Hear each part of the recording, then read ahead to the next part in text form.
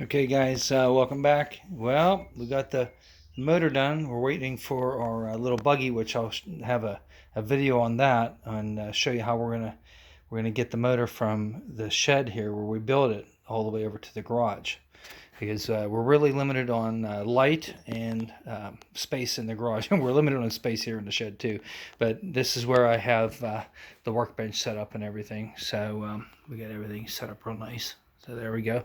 So the next part of the build is the transmission, and this is the Isuzu based GM 5-speed, and this is the one we're going to be building. And this thing was a real mess, as you know, transmissions from the mid 90s are. I mean, it has well over 100,000 miles on it, and 100,000 miles of grease and grime. And after pressure washing it and then cleaning it up with Simple Green and hosing that off, and we've tried just about everything we can think of. I could have probably cleaned it up pretty decent with the brake clean, but you're talking about running through like about a case of that and hours and hours of scrubbing and everything trying to get that cleaned up. So that wasn't an option. We tried, because there was a lot of oxidation on here. There's a lot of oxidation on the aluminum, and we don't have to have it looking like it's brand new, but we don't want to get dirty whenever we're working with it. You know, it's we want to try and keep everything nice and clean. And you can see I still have the gasket to pull off for the 5th gear cover, so we still got that to work with. But we tried some 3-in-1 oil, which this and the scuff pad, and this actually worked pretty decent to get through that oxidation on the aluminum. But you're talking, you know, several bottles of that.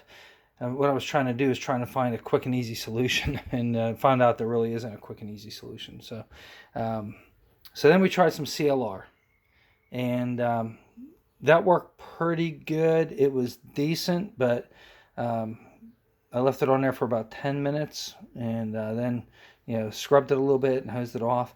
So I don't know if the result here is the result of all those different processes, or whether I found one thing that worked really decent. So in the end, let me get over here and grab it. In the end,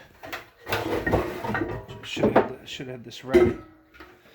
What I did is I grabbed this, which I had laying around. I'm trying to find stuff that I have laying around.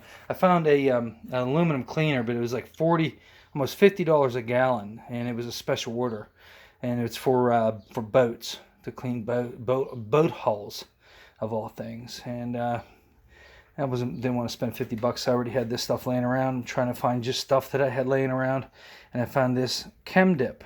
And I had soaked a set of pistons that were all carboned up in this, and you soak it overnight. It says not to leave it more than 4 hours, but piston aluminum is a lot different than carburetor aluminum. It says on the can, don't leave it in there for more than 4 hours. So of course the pistons were left overnight to get those clean. Actually had to do that twice to each piston. They were pretty bad, but that came out well. So I had this, you know, left over. It's been setting here for about 3 years now, and you keep it sealed, and it didn't evaporate. It's still in there. So took that with a brush and brushed it all around. Left it for about half an hour, and then you just hose it off with water, which is what I thought was real nice. I didn't have to worry about any residue or anything like that. So you just hose it off with water. So it worked good, and we got to the point where we are now, which you can see that's still got a lot of oxidation on. This is after being rubbed with a scuff pad. I rubbed that with a scuff pad and a brass brush, and there's still quite a bit of oxidation, but it is a lot cleaner. Every bit of grease and dirt that was on that is pretty much gone. In fact, I even tried oven cleaner. This is the fume-free stuff. This is the weak sauce of the oven cleaners. You need to get the stuff with lye on it if you really want to deep clean something, like an old chassis or something. Spray that on, leave it overnight, and then pressure wash it off. It works really good. But in any case, this is what we got to work with. There's the where the clutch goes, and the vehicle speed sensor goes in here. This is where our dipstick is going to go, and you can see our input shaft bush or bearing and seal.